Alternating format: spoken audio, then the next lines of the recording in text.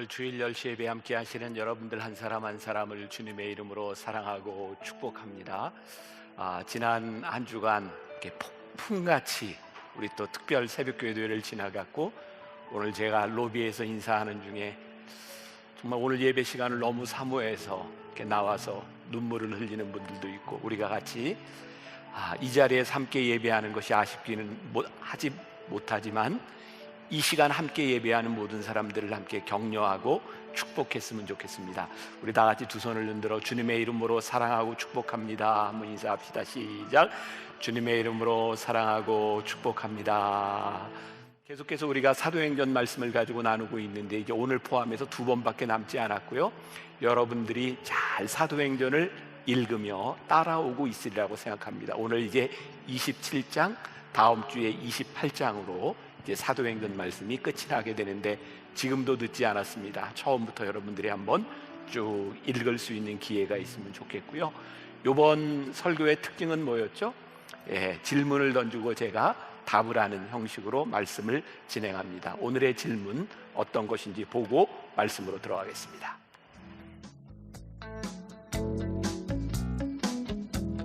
성령님과 함께하는 삶을 살고 계신가요? 세상에서 그리스도인으로 살아가는 성도들의 사연을 소개하는 남자, 사소남입니다. 오늘은 특별히 게스트를 모시고 오늘의 주제를 나눠볼 텐데요. 성도님 먼저 자기소개 부탁드리겠습니다. 네, 안녕하세요. 세상에서 그리스도인으로 살아가고 있는 사연 많은 여자 김지영입니다. 네, 나와주셔서 감사합니다. 네, 오늘의 주제를 좀 나눠볼 텐데, 성도님 혹시 2017년에 변화산 주제 기억나세요? 2017년이요? 네. 저 2019년도에 만나교회 등록했는데요. 죄송합니다. 우리의 인생을 항해에 비유하곤 하죠. 우리의 인생 가운데 늘 맑은 날씨, 좋은 날씨만 이렇게 계속되면 좋겠지만, 바울이 만난 유라굴로와 같은 광풍을 만날 때도 있습니다. 그래서 오늘은 사연을 대신해서 성도님과의 인터뷰를 준비해 보았습니다. 성도님, 제가 알기로는 이렇게 몇 해 전에 가정에 좀 큰 어려움들, 광풍을 만났다고 들었습니다. 죄송스러운 질문일 수 있겠지만 어떤 고난이었는지 좀 나눠주실 수 있을까요? 네. 사실은 2년 전쯤에 저희 가정에 정말 큰 광풍이 불어닥쳤습니다. 제가 정말 사랑하는 저희 남동생이 갑작스럽게 뇌출혈로 인해서 하늘나라로 먼저 가는 그런 일이 있었어요. 너무 큰 슬픔이셨을 것 같아요. 네. 그때 그 고난 가운데 있었을 때 우리 성도님 마음이 어떠한 마음이었는지 좀 한번 여쭤볼게요. 저에게 크게 2가지 마음이 있었던 것 같아요. 하나는 제가 동생이 병원에 가 있을 때 정말 아무것도 해줄 수가 없다는 그런 두려움과 막막함, 그리고 한편으로는 자꾸 저에게 드는 생각은 왜 도대체 우리 가정에 이런 일들이 일어났을까 하는 그런 의문점 투성이었습니다. 고난이 닥치면 왜 이런 일이 일어났을까, 그런 질문이 당연히 이제 우리에게 찾아오는데, 네. 그 질문에 대한 답을 좀 찾으셨나요? 제가 하나님께서 그 응답을 해주셔서 아마 이 자리에 지금 있지 않나 싶은데요. 오늘 설교를 들으면 더욱 명확해지지 않을까 싶습니다. 네, 오늘 말씀을 통해서 하나님의 응답이 더 분명해졌으면 좋겠고요. 네. 어려운 이야기 나눠주셔서 감사합니다. 여러분 어떻게 생각하십니까? 우리는 살면서 여러 가지 고난을 만나게 되고, 그 고난 속에서 두려움을 경험하게 됩니다. 이 지금 코로나 팬데믹 속에서 이 코로나 작은 바이러스에도 이렇게 두려운데, 암에 걸렸거나 주식이 바닥까지 떨어졌거나 아니면 사업에 부도가 난다면 두렵지 않겠습니까? 하나님은 왜 우리에게 이러한 고난을 주시는 걸까요?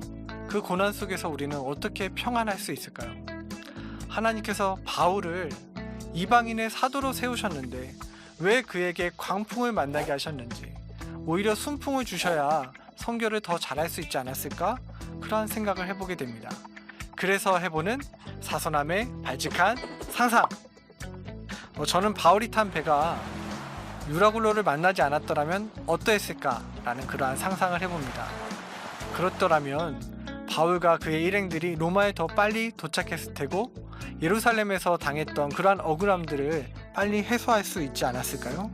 그러면 복음을 전하는 선교 여행을 더 바울이 나아갈 수 있지 않았을까? 그러한 상상을 해봅니다. 그래서 오늘도 목사님께 질문 드립니다. 유라굴로 같은 고난을 하나님께서 주시는 이유가 무엇일까요? 고난이 주는 유익이 있나요? 고난과 함께 찾아오는 두려움을 어떻게 이겨낼 수 있을까요? 평안을 잃어버리지 않으려면 어떻게 해야 할까요? 여러분도 궁금하시죠? 저를 따라서 두 손을 입에 대고 외쳐보겠습니다. 하나, 둘, 셋. 목사님 듣고 싶어요. 듣고 싶으니까 제가 또 이야기를 해야 되겠죠. 자, 이제 사도행전 27장 그리고 이제 28장 사도 바울의 마지막 여정들을 지나가고 있습니다. 오늘 말씀의 제목은 그래도 두려운데 어떻게 해야 할까요? 아마 우리들 가운데 두려움의 문제를 경험하지 않는 사람은 아무도 없을 것 같습니다. 우리가 살아가면서 흔히 이런 말 좋아하죠. 증명해봐. 확실한 증명, 이것은 우리들에게 평안함, 안정감을 가져다 주기도 합니다. 우리의 일상 가운데 이 증명된다고 하는 것은 어떤 때 우리가 이거 저절로 증명이 됐네 라고 이야기할지 모르지만 사실은 어떤 외부적인 요인에 의해서 어떤 힘이 가해지는 무언가를 통해서 이런 일들이 나타나게 되는 거죠. 오늘 본문에 나오는 그 유라굴로라고 하는 광풍을 만난 사도 바울의 이 사건은 무언가를 증명하고 있습니다. 사도 바울에게 있어서 이 광풍은 그의 사명을 증명하고요, 풍랑에 빠진 사람들에게는 자연의 위력 앞에서 인간이 얼마나 무기력한 존재인지, 그리고 바울이 믿고 있던 하나님이 어떤 분이신지를 증명하게 되는 그런 계기를 맞이하고 있습니다. 다시 말한다면 풍랑을 만나지 않았더라면 알지 못했을 풍랑 때문에 무언가가 증명되고 있다는 거죠. 그러니까 풍랑은 우리의 인생에 참 힘들고 어렵고 두려운 것이기는 하지만 우리 인생에 굉장히 유익한 것이 될 수도 있다는 것이에요. 오늘은 특별히 사명에 대한 문제를 함께 나누어 보려고 합니다. 말씀을 묵상하면서 그런 생각을 하게 되었어요. 똑같은 풍랑을 만났는데 사명을 가진 자에게는 이 풍랑이 사명을 확실하게 보여주고요, 그렇지 못한 사람에게는 풍랑이 단지 환난으로 끝난다는 거예요. 그러니까 오늘 이 말씀이 우리들에게 적용되기 위해서는 우리들의 사명이 분명해야 되고요, 그리고 이 풍랑 가운데서 우리들이 어떻게 대처해야 할지를 우리들이 깨달아야 되는 거죠. 우리 교회에 이제 묵상팀이 있어요. 제가 설교 원고를 이렇게 주면 함께 읽고 묵상을 나누는 팀인데, 한 분이 이 사명이라고 하는 말을 찾다 보니까 우리가 잘 아는 대로 사명이란 어떤 일을 맡기는 거죠. 근데 한자에 그런 일을 맡기는 사명과 더불어서 한자로 죽을 사자와 생명, 죽음과 생명이라는 사명도 같이 있더라는 거예요. 그때 그런 생각을 했대요. 사명이라고 하는 것은 우리의 삶과 죽음 사이에서 드러나는 일이구나. 오늘 사건은 사도 바울이 로마로 호송되어 가는 중에 어떤 광풍을 만났어요? 유라굴로라고 하는 광풍을 만나면서 일어난 일이었어요. 자, 상식적으로 그 당시에 항해를 하던 사람들은 풍랑을 만나면 살기 위해서 어떤 상식을 가지고 있었냐면 진짜 필요한 것 이외에는 다 바다로 던져버려야 되는 거예요. 가능하면 배를 가볍게 해야 되는 거예요. 그러니까 이런 생각이 드는 거죠. 우리가 인생에 풍랑을 만났을 때 이 풍랑은 우리가 버려야 될 것이 무엇이고 붙잡아야 될 것이 무엇인지를 분명하게 만들어준다. 그러니까 오늘 말씀을 듣는 여러분들 가운데 여러분들의 인생에 풍랑이 왔다면 버려야 할 것과 붙잡아야 할 것이 무엇인지를 분명히 알아야 되는 거예요. 우리가 종종 삶을 비유할 때 항해로 비유합니다. 우리가 꼭 배를 타지 않아도 인생이 마치 배를 타고 항해하는 것 같은 거예요. 출발해서 도착하는 시간까지 어떤 일을 만날지 모르는 거죠. 저희 교회 한 장로님, 제가 이름을 밝히지 않으면 누군지 모르실 거예요. 한 장로님이 계세요. 제가 언젠가 하나님 앞에서 우선순위를 분명히 하라 이런 설교를 했는데 그 말씀을 듣는 중에 이분에게 고민이 찾아왔다는 거예요. 이분은 제일 즐기는 것, 제일 좋아하는 것이 뭐냐면 골프인데, 제가 하나님 앞에서 우선순위를 분명히 하고 하나님 앞에서 버려야 될 것이 있다라고 생각하는 순간 야, 이거 내가 이 골프를 못 칠 수도 있구나 하는 게 그게 그렇게 힘들더라는 거예요. 그래서 속으로 이렇게 다짐을 했대요. 내 삶의 제일 우선순위는 골프가 아니야. 골프가 아니야. 그리고 다른 걸 찾아서 가족들에게 나는 장로가 되면서 내 우선순위를 버렸어. 그리고 이제 다른 이야기를 했다는 거죠. 저는 그분의 이야기를 들으면서 그런 생각했어요. 정말 이 땅 위에 살아가는 우리 신앙인들 가운데 정직하게 하나님 앞에서 내 삶의 우선순위가 무엇인지를 고민하며 사는 사람이 얼마나 될까? 그리고 우리 인생의 풍랑 앞에서 내 삶의 우선순위를 내려놓아야 되는 순간을 맞이했을 때 정직하게 우리들이 붙잡아야 될 것과 버려야 될 것을 알고 고민하며 살아가는 사람들이 얼마나 될까? 결국 이 두려움, 풍랑이라고 하는 문제 가운데서 우리들에게 제일 중요한 것은 우리가 사명 앞에 마주설 때 이것이 분명해진다는 거죠. 지난해에 제가 풍성한 삶을 살기로라고 하는 시리즈로 설교를 한 적이 있어요. 이미 기억도 안 나시죠? 늘 감사해요. 잘 잊어버려 주셔서. 그래야 제가 또 하고 제가 풍성한 삶을 살기로 사명에 대한 설교를 하면서 그때 제가 그런 고백을 한 적이 있어요. 20여 년 전 제가 만나교회 청년 사역을 처음 할 때 바로 그 풍성한 삶에 대한 말씀을 가지고 지금처럼 길게 준비는 하지 않았지만 청년들과 말씀을 나누었던 그 설교문들이 있거든요. 그때 저는 풍성한 삶, 우선순위에 대한 설교를 할 때 정말 힘있고 단순하게 설교를 했던 기억이 있어요. 그런데 20여 년이 지난 지금 제가 그 설교문을 보면서 다시 말씀을 준비할 때 내 삶에 이렇게 자신이 없어졌나? 내가 그렇게 그때 했던 말들을 이렇게 하지 못하고 있나? 그게 저를 굉장히 힘들게 했어요. 근데 지난해 저에게는 큰 축복이 있었는데 하나님께서 저에게 초심으로 돌아가라 라는 마음을 주신 거였어요.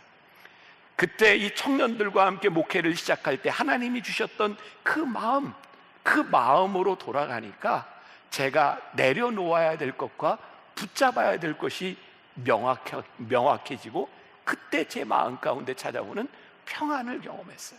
저는 오늘 이 말씀이 하나님께서 진짜 퍼펙트하게 한 주간 은혜로 날다라고 하는 변화산 말씀 이후의 말씀으로 우리들에게 준비해 주셨구나. 사실 준비는 제가 했는데 하나님의 계획이 있었구나 라는 것을 느끼게 되고, 아마 여러분들 중에는 이번 기간에 변화산 새벽 예배를 하면서 주님은 나의 최고봉을 묵상한 분들이라면 어떻게 저렇게 저 말씀이 똑같이 맞아 들어갈 수 있을까 하며 놀란 분도 있을 것 같아요. 하나님은 우리 인생에 진짜 놀랍게 퍼펙트하게 우리들에게 무언가를 준비해 놓고 계신 분 같아요.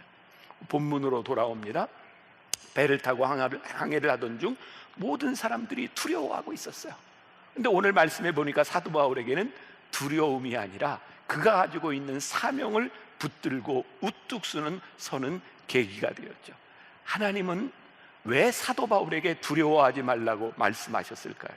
그리고 두려워하지 말아야 되는 이유가 이 사도행전 27장 가운데 명확하게 나타나고 있는데, 하나님께서 사도 바울 그의 정체성, 그의 사명에 대하여 분명히 말씀하고 있는 거죠. 이 사도 바울의 편지를 보면 사도 바울은 자기 정체성에 대해서 두 가지를 늘 이야기해요. 나는 하나님의 종입니다. 헬라어로 휘페레테스라고 하는 말이고요. 나는 하나님의 증인입니다. 마르티스라고 하는 말이고요. 이 증인이라고 하는 마르티스는 순교자라고 하는 말입니다. 하나님의 말씀을 증거하다 나는 죽는 사람입니다. 가만히 생각해 보세요. 이 모든 것들 가운데 사도 바울이 종이 되고 증인이 되었다고 하는 것은 사도 바울의 전생에 있어서 사도 바울은 그의 일을 한 것이 아니라 그를 보내신 주인의 일과 그분에 대한 일을 증거하고 있었다는 거예요. 그런 시각으로 오늘 말씀을 보니까 이 유라굴로라고 하는 이 광풍을 만난 일이 사도 바울 개인의 일이 아니라 하나님께서 그를 통하여 일하시는 그의 인생의 계획 가운데 일어난 일이라는 것을 보게 되죠. 유라굴로라고 하는 이 광풍은 그의 인생의 막바지에 인생을 종결짓는 어떤 사건이 아니라 하나님의 계획하신 여정 가운데 있는 징검다리였다. 저는 개인적으로 이 징검다리라고 하는 말을 참 좋아하거든요. 여러분, 징검다리가 뭐예요? 딱 딛고 넘어가는 거예요. 유라굴라가 광풍인데요, 그의 인생의 유라굴라가 종결점이 아니라 징검다리였다는 거예요. 뭐예요? 이거를 짚고 넘어가서 계속되는 하나님의 역사가 있었다는 거죠. 사랑하는 여러분, 혹시 지금 이 순간 여러분들의 삶에 유라굴라와 같은 광풍을 맞이했을 때, 하나님, 이것이 내 인생의 종결점이 아니라 하나님 내 인생을 계획하신 하나님의 계획 가운데 징검다리입니다 라고 믿는 사람에게 얼마나 놀라운 역사가 있겠어요.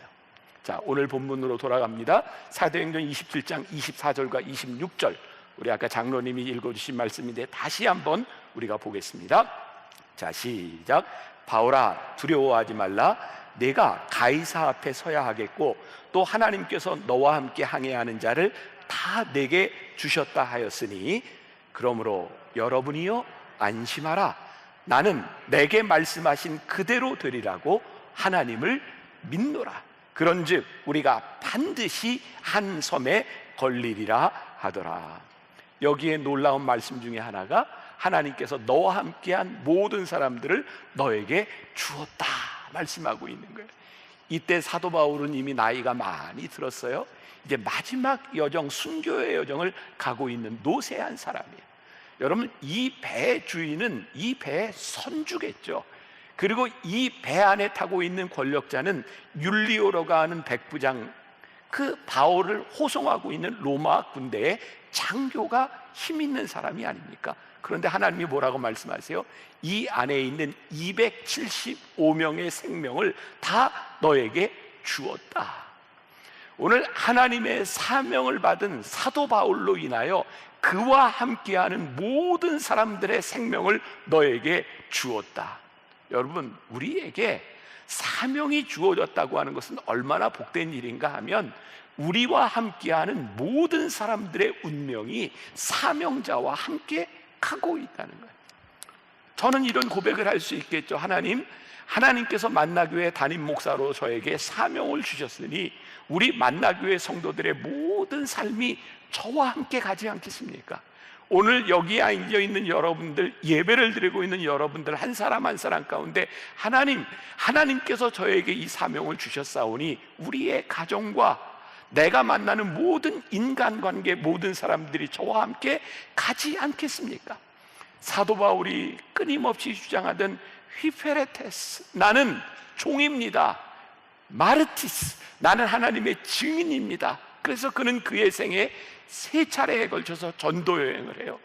여러분 아세요? 이 세 차례의 전도 여행을 통해 성경에 나오는 도시들만 해도 57개의 도시가 있고요. 사도 바울이 지났던 여정들을 계산해 보니까 13,300km를 사도 바울이 사명을 전하는 일을 하고 있어요. 여러분, 지금 우리가 살고 있는 시대가 아니라 2000년 전 그 시대를 생각해 본다면 사도 바울이 어떤 일을 하고 있었는지를 우리들이 깨닫게 되죠. 성경의 사도 바울은 우리라고 하는 말이 자주 등장하고 있는데, 사도 바울의 3차 전도 여행 중에는 누가와 아리스다고라고 하는 사람을 만나게 돼요. 누가는 바울의 2차 전도 여행 중 트로아에서 바울을 만나 로마에서 사도 바울이 참수형을 당할 때까지 20년을 동행했던 사람이에요. 아리스다고는 10년 동안 사도 바울과 동행했던 사람이에요. 사도 바울의 인생에 보면요, 그가 사명자로 살아가며 많은 사람들의 관계가 있어요. 그러면서 깨닫게 되는 게 있어요. 우리가 이 세상에 살아가면서 동행하는 사람들은 그 인생의 길이에 대한 문제가 아니라 우리 인생의 중요한 때를 누가 함께하고 있는가, 그 사람들이 기념비적인 사람들을 살고 있는 것이구나. 몇 주 전에 저희 교회 한 젊은 권사님이 세상을 떠났어요. 여러분들, 제가 이름을 대면 모르지만 여러분들이 얼굴을 보면 그분이었구나 생각할 뿐이에요.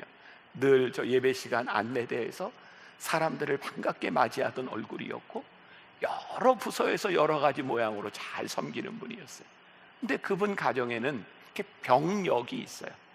그래서 늘 그 가족 중에 많은 분들이 뇌출혈로 뇌경색으로 이렇게 세상을 떠났기 때문에 그 권사님은 자녀들에게 늘 그런 얘기를 해요. 만일 엄마가 쓰러지면 다른 조치하지 말고 그냥 놔둬라. 너무 고생하는 가족들을 본 거예요. 그리고 그 어머니는 쓰러졌고 며칠 지나지 않아서 그냥 손을 쓰지 못한 상태에서 세상을 떠나게 되었어요. 제가 안타까운 마음으로 장례를 인도하러 갔죠. 예배를 드리면서 정말 그런 순간에 어떤 말씀을 전해야 될까. 그런데 그 코로나 상황 가운데서 사람들이 많이 올 수 없는 상황, 그 가운데 정말 올 수 있는 사람들이 많이 왔어요. 그런데 보니까 이 사람 저 권사님은 어떻게 저분들과 연관이 되었을까. 그러면서 저는 그분들에게 이런 얘기했어요. 여러분, 이 권사님이 하나님께 조금 먼저 부름을 받았지만 이렇게 많은 사람들이 함께 믿음의 여정을, 이 길을 함께 걷고 있었다고 생각하니 이 권사님은 참 행복한 분이라는 생각이 듭니다. 여러분, 사도 바울에게 있어서 유라굴로라고 하는 광풍을 만났을 때 그 두려움 가운데서 그가 믿음의 동역자들이 있고 하나님께서 그에게 맡겨준 일이 있다고 하는 것이 그에게 얼마나 놀라운 일이었는가. 오늘 사도 바울은 두려움 가운데 이야기하고 있지 않은 거예요. 자, 다시 사도행전 27장 25절과 26절을 봅니다. 한 목소리로 같이 봉독해요. 그러므로 여러분이여 안심하라. 나는 내게 말씀하신 그대로 되리라고 어떻게 해요? 하나님을 믿노라. 그런즉 우리가 반드시 한 섬에 걸리리라 하더라. 갈 길을 알면 두렵지 않습니다. 지금 사도 바울과 함께 배를 타고 있는 모든 사람들이 동일한 상황을 경험하고 있어요. 그 상황이 어떤 상황인지 27장 20절과 21절에서 묘사하고 있는데 제가 한번 읽어드릴 테니까 보세요. 여러 날 동안 해도 별도 보이지 아니하고 큰 풍랑이 그대로 있음에 구원의 여망마저 없어졌더라. 여러 사람이 오래 먹지 못하였음에 바울이 가운데 서서 말하되 여러분들이여 내 말을 듣고 그레데에서 떠나지 아니하여 이 타격과 손상을 면하였더라면 좋을 뻔하였느니라. 지금 여기에 후회가 있어요. 사실 사도 바울이 이 여행을 떠나지 말자고 했는데 사람들이 우겨서 배를 타고 온 거거든요. 그리고 모든 희망이 사라져버린 구원의 여망만이 다 사라버리는 그 상황 가운데 있는 거예요. 풍랑을 만났는데 그냥 얼핏 보면 해도 별도 보이지 아니하고 굉장히 시적인 표현 같은데, 여러분 당시에는 여행을 할 때, 항해를 할 때 나침판을 보는 것이 아니라 뭐를 보고 여행을 해요? 해와 달을 보고, 그걸 보고 별을 보고 가는 거예요. 그런데 캄캄한 어둠 가운데서 갈 길이 전혀 보이지 않는 거예요. 이 일이 하루로 끝난 것이 아니라 여러 날 계속된 거죠. 요즘 시중에 나오는 이번 여름 그 휴가 시즌을 통해 나오는 개봉된 영화들을 보니까 1, 2, 3위가 그런 영화들이에요. 첫 번째가 모가디슈라고 하는 영화고, 두 번째가 싱크홀, 세 번째가 인질. 요즘 나오는 영화들 대부분이 재난 영화들이 참 많더라고요. 어떤 일에 우리에게 예기치 않았던 재난들이 찾아온 거죠. 여러분들은 어떤지 모르지만 저는 그런 얘기를 들을 때마다, 재난 이런 얘기를 들을 때마다 다른 사람은 다 죽어도 나는 살 것 같아요. 여러분들은 어떠세요? 재난이 오면 나만 죽을 것 같으세요? 나만 살 것 같으세요? 저는 이상하게도 나만 살 것 같은 소망이 있거든요. 제가 굉장히 저중심적인 사람인 것 같아요.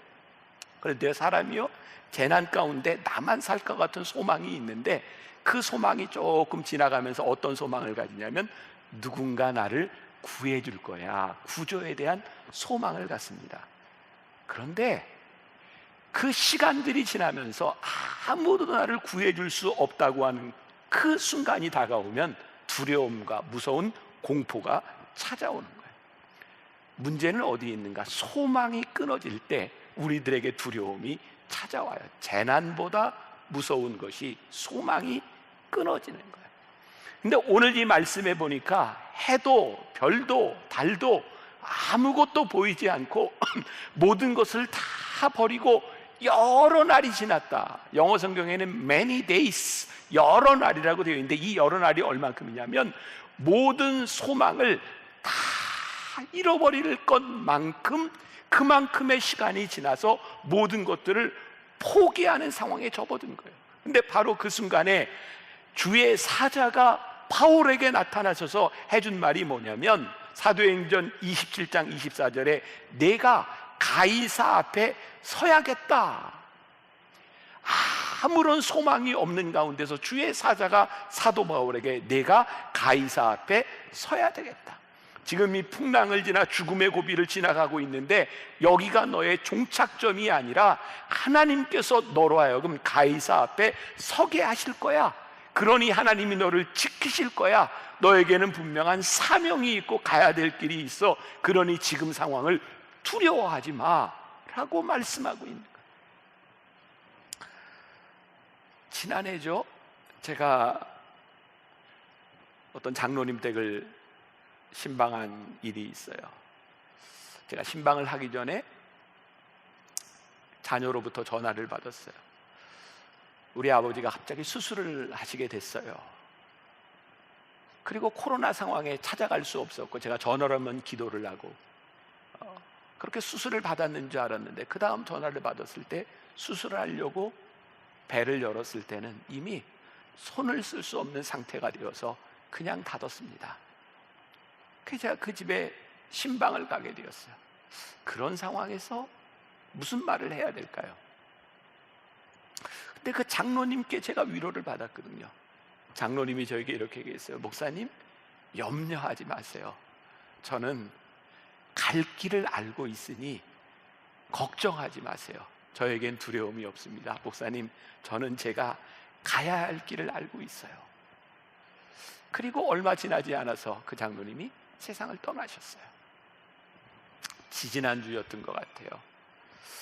그 아들 가족과 그 부인 권사님이 저 뒤쪽에서 저와 함께 기도를 하는데 그 아들이 이제 회사 일로 홍콩으로 주재원으로 떠나게 됐고 이제 어머님을 놓고 가는 그 아들의 마음이 얼마나 많이 걱정이 되겠어요. 그런데요, 저에게 그 장로님이 이야기하셨던 목사님 걱정하지 마세요. 저는 가야 할 길을 알고 있으니 걱정하지 마세요. 그렇게 1년여의 시간이 지나는 동안 제가 정말 놀랐던 것은 그 아들의 믿음이 자라는 거였어요. 아버지가 세상을 떠나는 그 시간들을 지나가며 하나님 그 아들의 믿음을 성장시켜 주는 것을 보면서 제가 그런 이야기를 했어요. 내 할아버지가 만나교회 장로님이셨고 네 아버지가 만나교회 장로님이셨어. 하나님께서 너도 이 교회 장로로 세우시려는 그 마음이 있으신 것 같아. 내 믿음을 잘 지켜. 그 가정에 유라굴라와 같은 풍랑이 지나가는데 저에게는 하나님께서 그 가정의 믿음을 보게 하시고 그것이 끝이 아니라 하나의 징검다리를 통해서 그 아들의 믿음을 성장시키는 모습을 보게 되며 가야 할 곳이 어딘지를 알고 있는 사람들에게 유라굴라와 같은 광풍은 두려움이 아니라 하나님의 계획을 우리들에게 포기하시는 겁니다. 여러분, 무엇이 우리를 두렵게 하나요? 무엇 때문에 여러분들은 두려워하시고 저에게도 찾아오는 어떤 두려움, 그 두려움들의 정체는 무엇일까요? 이번 코로나19가 우리가 이제 처음에 우한 폐렴이라고 이야기했잖아요. 그런데 중국은 가장 먼저 요 일들이 진정되면서 춘절에 사람들에게 다 이렇게 여행을 허가하고 하는 일들이 있었어요. 근데 신문에요, 중국에서 경제를 살리려고 사람들에게 여행을 가라고 다 선포를 하고 했는데 사람들이 돈을 쓰지 않더라는 거예요. 이유를 물어보니 두려움이 있다는 거예요. 이게 끝나지 않았다는 이 다음에 무엇이 일어날까라고 하는 그 두려움으로 인하여 돈을 쓰지 못한다는 거예요. 우리 생활에 참 부러운 것이 있습니다. 저 사람은 어떻게 저렇게 평안할까? 이 두려움 가운데서 어떻게 저렇게 믿음을 지킬 수 있을까? 오늘 이 사도 바울의 이 담대함, 유라굴라의 광풍 가운데서 그는 어떻게 복음을 전하며 그는 어떻게 사람들을 격려하는 사람이 될 수 있었을까? 전 세계 크리스찬들에게 조사를 했을 때 가장 좋아하는 성경 구절이 무엇인가 물어보았으니 시편 23편을 꼽아요. 잘 아시죠? 여호와는 나의 목자시니 내게 부족함이 없으리로다. 그가 나를 어디에 누이세요? 푸른 초장에 누이시고 쉴만한 물가로 인도하시는도다. 미국의 필립 켈러라고 하는 목사님이 이 구절을 보다가 푸른 풀밭에 누이시며 라고 하는 이 구절이 몸으로 확 와닿지를 않는 거예요. 여러분들 뭐 동물의 왕국, 내셔널 지오그래픽 뭐 이런 거 보면 그 아프리카 초원에 막 뛰어대는 뭐 캄팔라 뭐 이런 얼룩말 뭐 이런 것들 많이 보시잖아요. 혹시 여러분들 그런 그 지오그래픽 같은 걸 보면서 이 캄팔라와 같은 이 사자의 먹잇감이 되는 동물들이 푸른 풀밭에 누워 있는 걸 보신 적 있으세요? 여러분, 그 동물들은, 양들은요 푸른 풀밭에 눕지 않습니다. 왜냐하면 언제 죽을지 모르는 두려움 때문이죠. 이 필립 켈러 목사님이 그래서 푸른 풀밭에 누이시며를 이해하기 위해서 직접 이스라엘에 가서 8년 동안 목자 생활을 해봤답니다. 이 말을 이해하기 위해서. 그리고 내린 결론이 뭐냐면, 양이 푸른 풀밭에 눕기 위해서는 몇 가지 조건이 충족되어야 한다는 거예요. 첫 번째가 뭐냐면, 양들이 자신을 공격하는 맹수로부터 자유롭다는 확신이 들 때.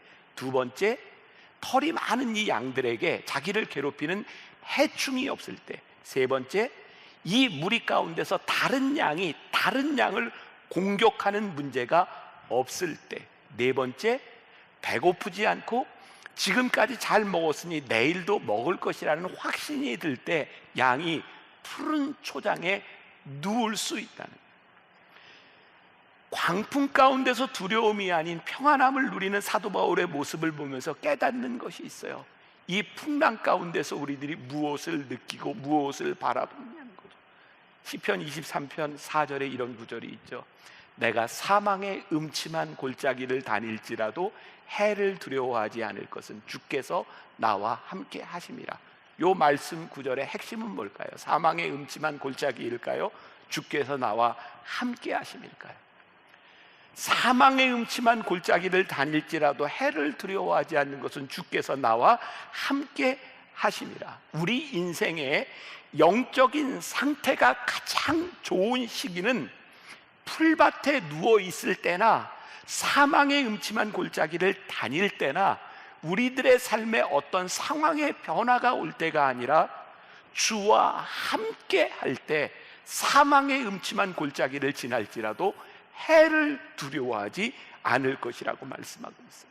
바로 한 주 전 제가 변화산을 시작하면서 마지막 예화로 들었던 거 혹시 기억나세요? 김병삼 목사와 함께라면 기억나세요? 오늘 다시 그 말씀이 생각이 났어요. 하나님, 주와 함께라면 우리가 유라굴라와 같은 광풍 가운데서도 사망의 음침한 골짜기 가운데서도 주와 함께라면, 우리들의 사명이 살아있다면 그 두려움을 이길 수 있지 않겠습니까?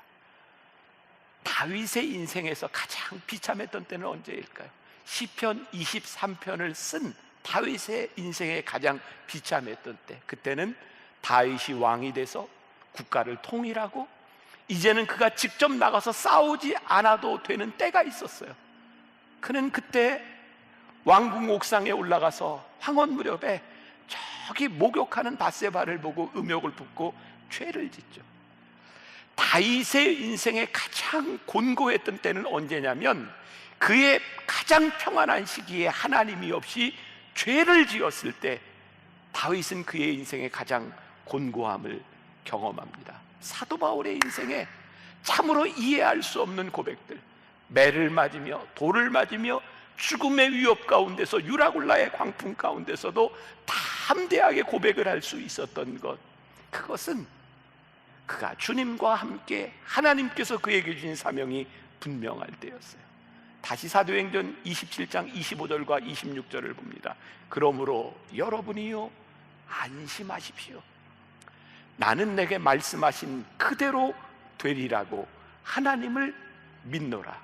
그런즉 우리가 반드시 한 섬에 걸리리라 하더라.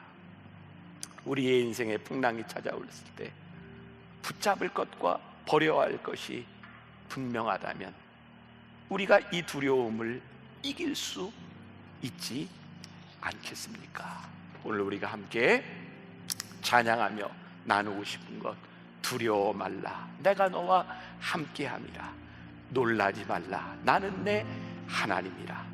내가 너를 굳세게 하리라. 참으로 너를 도와주리라.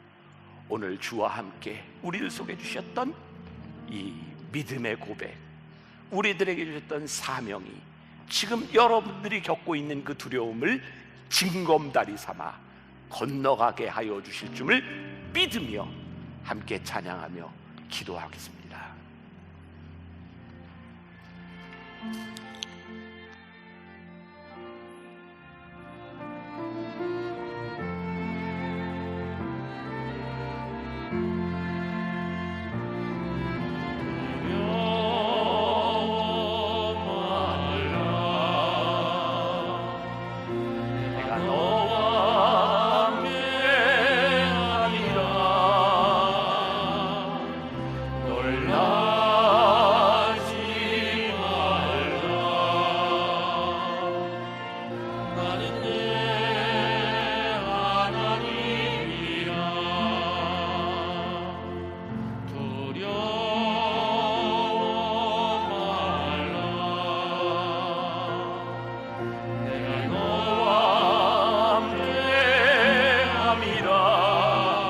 놀라지 말라.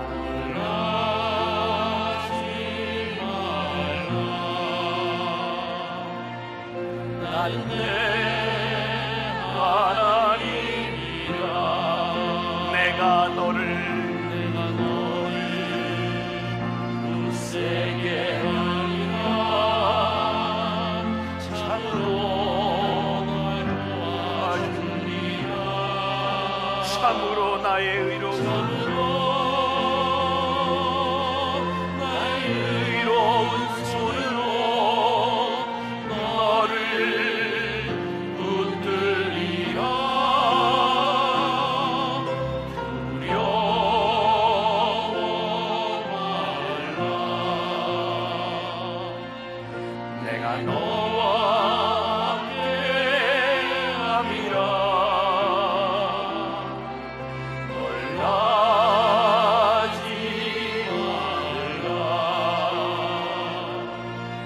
나는 내 하나님이라. 두려워 말라. 두려워 말라.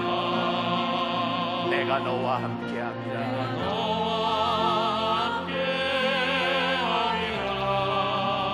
놀라지 말라.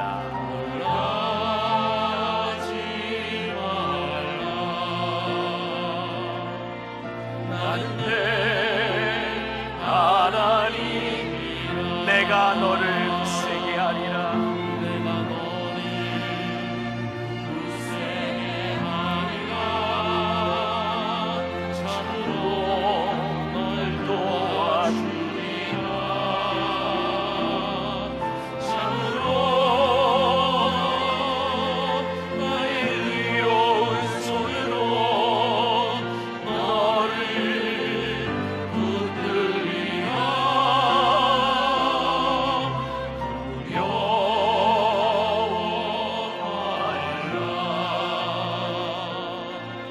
내가 너와 함께함이라.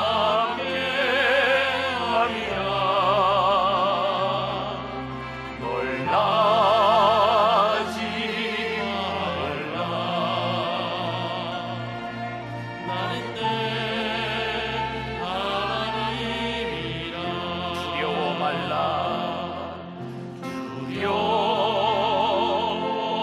말라. 내가 너와 함께함이라. 놀라지 말라. 놀라지 말라.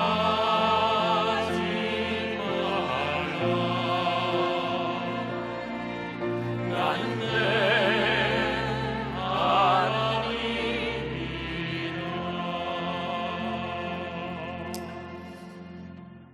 우리의 인생에 유라굴라와 같은 광풍을 만나 두려움에 떨고 있는 성도들이 있습니다.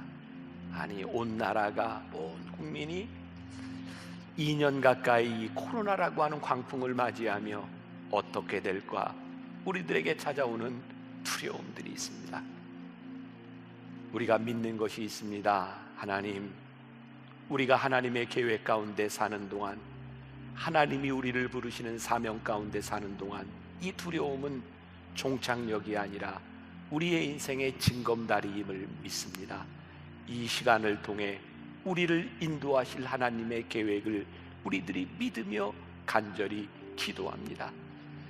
이 시간을 지나는 동안 하나님께 불리움을 받은 우리로 인하여 우리 주변에 있는 우리의 가족과 우리의 관계와 모든 공동체가 함께 주의 길을 갈 수 있음을 믿음으로 고백합니다. 어두움 가운데 별도 달도 해도 보이지 않는 폭풍의 한가운데서 주님을 붙들고 안심하라, 내가 너와 함께하리라, 놀라지 말라, 내가 너를 지켜주리라, 주님의 음성을 들으며 승리하는 이 길을 굳세게 갈 수 있는 주의 백성들이 되게 하여 주옵소서. 지금은 우리 주 예수 그리스도의 은혜와 하나님 아버지의 무한하신 사랑과 성령의 인도하심이 주님 붙들고 굳세게 이 광풍을 지나가는 당신의 사랑하는 모든 백성들을 위해 지금부터 영원까지 함께 하시기를 간절히 축원하옵나이다. 아멘.